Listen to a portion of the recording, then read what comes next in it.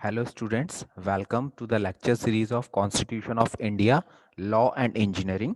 जैसा आप लोग जानते हैं इस बार AKTU जो है वो ऑनलाइन एग्जाम ले रही है और साथ में ये बताया है कि मल्टीपल चॉइस क्वेश्चंस उसमें आएंगे। तो हम इस सब्जेक्ट में भी मल्टीपल चॉइस क्वेश्चन की एक सीरीज स्टार्ट कर रहे हैं। आज उसका पहला पार्ट है, तो उसको हम डिस्कस करते हैं और उसके बाद आगे भी आपको मल्टीपल चॉइस क्वेश्चंस के और पार्ट्स वीडियो लेक्चर में मिलेंगे। तो चलिए शुरू कर लेते हैं। पहला क्वेश्चन है, the arrangement which forces the rulers to stay within their jurisdiction by means of written constitution is called.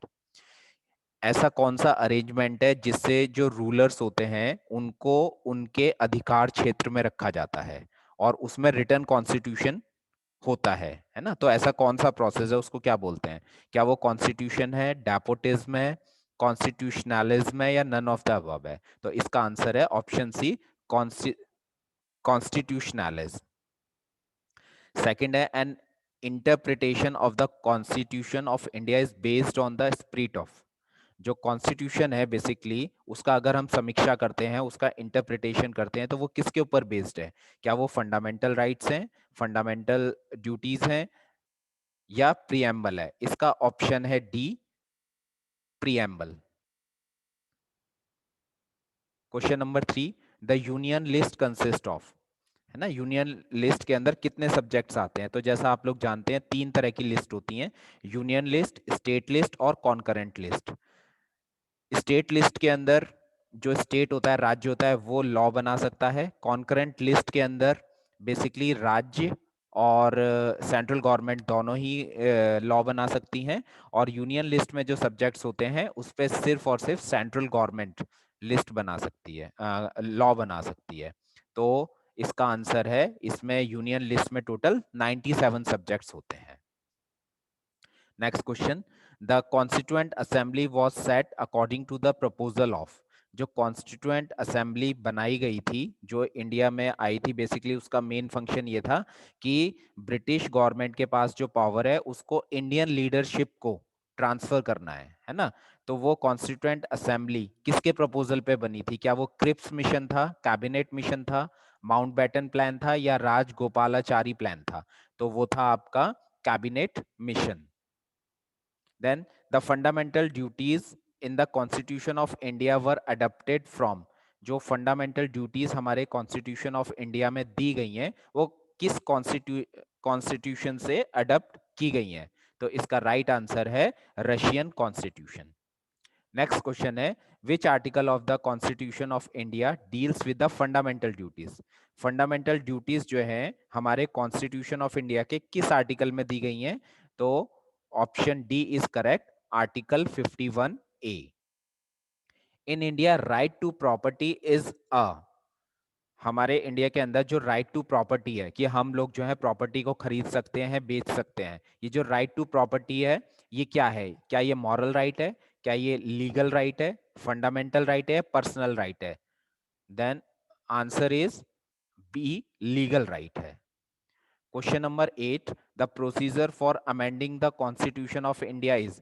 Constitution में अगर हमें कोई अमेंडमेंट करना होता है तो जो पार्लियामेंट है वो कौन सा प्रोसीजर अपनाती है? क्या वो प्रोसीजर रिजिड है, क्या वो फ्लेक्सिबल है, क्या वो पार्टली रिजिड पार्टली फ्लेक्सिबल है, या इसमें से कुछ नहीं है ना? तो इसका ऑप्शन है C, partly rigid and flexible.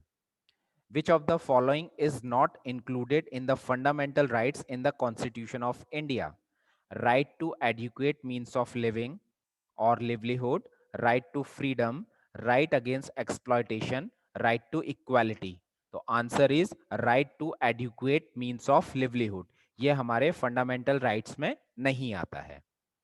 Question number 10, the directive principle of state policy, DPSP, है ना?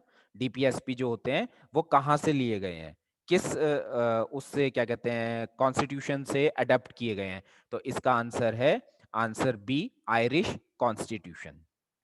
Question number 11, the constitution of India is rigid, flexible, combination of rigidity and flexibility, neither rigid nor flexible। तो answer is हमारा जो constitution of India है वो rigid भी है और फ्लेक्सिबल भी है, कॉम्बिनेशन है दोनों का। Question number 12, directive principle of state policy is justifiable, non justifiable, mandatory और नन ऑफ दीज।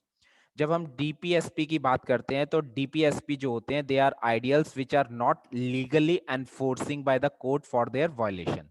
मींस अगर गवर्नमेंट इनको एनफोर्स नहीं कर रही है डीपीएसपी को, तो उसके अगेंस्ट कोर्ट में नहीं जाया जा सकता।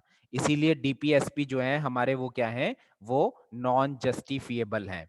अगर गवर्नमेंट इनको फॉलो नहीं कर रही है, अपनी किसी पॉलिसी में इंक्लूड नहीं कर रही है, तो आप उनके अगेंस्ट कोर्ट में नहीं जा सकते। इसलिए क्या है, ये नॉन जस्टिफिएबल है। The word secularism was added to the preamble of the Constitution of India by which amendment? Secularism, धर्मनिरपेक्ष जो वर्ड है वो प्रियम्बल में कब ऐड किया गया था, कौन से अमेंडमेंट में ऐड किया गया था? तो right answer is option B, 42nd amendment. Now question number 14, part 4th A of the Indian Constitution deals with, जो पार्ट 4A है उसमें क्या बताया गया है, वो किससे डील करता है? ठीक है, तो आंसर है A, fundamental duties. Who was the chairman of the constitution drafting committee? Constitution को बनाने के लिए जो ड्राफ्टिंग कमेटी बनी थी उसके चेयरमैन कौन थे? तो answer is B, doctor B R Ambedkar. How many methods are there to amend the constitution of India? जो हमारा कॉन्स्टिट्यूशन ऑफ इंडिया है उसको अमेंड, उसमें चेंज करने के लिए कितने मेथड फॉलो होते हैं? तो बेसिकली उसमें 3 मेथड फॉलो किए जाते हैं। पहला मेथड है सिंपल मेजोरिटी, दूसरा मेथड है स्पेशल मेजोरिटी, और तीसरा मेथड है majority by parliament and the rectification of at least half of the state. Question number 17.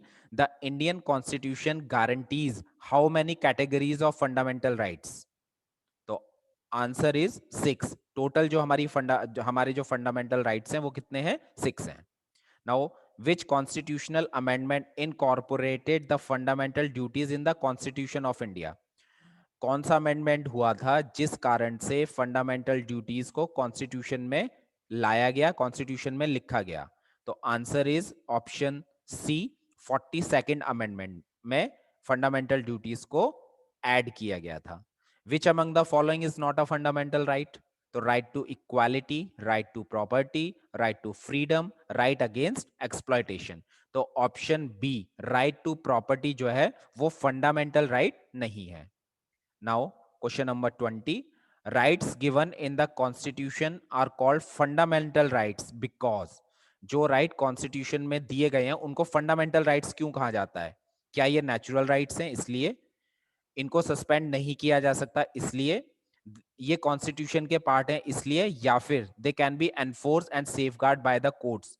तो answer option D is correct, they can be enforced and safeguarded by the courts. Question number 21. The emergency provision of the Constitution of India have been borrowed from. जो हमारे constitution of India में emergency के provision दिए गए हैं वो कहां से, कौन से कॉन्स्टिट्यूशन से बोरो किए गए हैं? तो उसका आंसर है ऑप्शन ए, जर्मन कॉन्स्टिट्यूशन से। Question number 22, concurrent list was adapted from. अभी हमने पहला क्वेश्चन देखा था, है ना? तो वहां मैंने बताया था कि कॉन्करेंट लिस्ट कौन सी होती है जिसमें स्टेट गवर्नमेंट भी रूल बना सकती है सब्जेक्ट के लिए और सेंट्रल गवर्नमेंट भी बना सकती है। तो ये वाला जो कॉन्करेंट लिस्ट का जो क्राइटेरिया ये किस कॉन्स्टिट्यूशन से लिया गया है? तो option C is correct, Swiss constitution. तो आज के लेक्चर में हम लोग इतना ही रखते हैं। आगे आने वाले लेक्चर में हम और मल्टीपल चॉइस क्वेश्चन को डिस्कस करेंगे। अगर आपको क्वेश्चंस और ये वीडियोस पसंद आ रहे हैं तो ये आप और स्टूडेंट जो कॉन्स्टिट्यूशन ऑफ इंडिया पढ़ रहे हैं उनके साथ चैनल को शेयर करिए। Thank you.